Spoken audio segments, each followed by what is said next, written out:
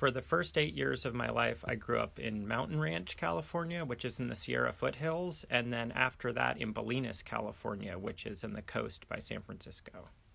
We had no technology, we had no electricity, we had no access to what you guys would consider kind of our creature comforts these days. It was all done by yourself.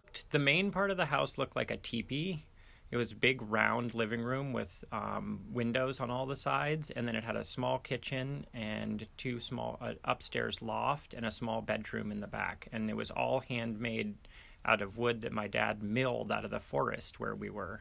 It was, my mom was, she taught us, she fed us and dressed us and did that whole thing. And my dad was there, but she was the predominant one kind of in charge of us all day. 4 boys, so you could imagine it was a little bit crazy for her.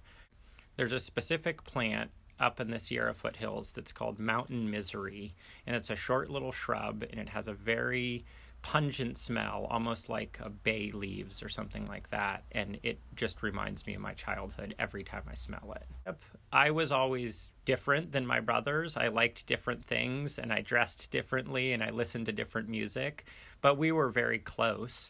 I got interested in photography pretty early on and was pretty passionate about that. I also surfed and skateboarded and mountain biked, and as I got older, got into riding motocross, which was pretty exciting. I got more and more passionate about photography, and it became both a creative outlet as well as a way to make money. Mm-hmm.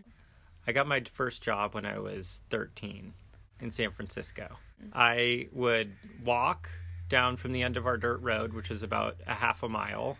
Then I would skateboard downtown, and then I would hitchhike to Mill Valley, and then I would take the bus to the financial district, and I would do it to be there at 9 a.m. 3 days a week, all through high school. I did an independent study program at Redwood, so I did 2 days a week at school, and I did 3 days a week at work in San Francisco. Yeah, I was dyslexic, or am dyslexic, mm-hmm. So the transition from being homeschooled just by my mom to going to public school for high school was a huge transition.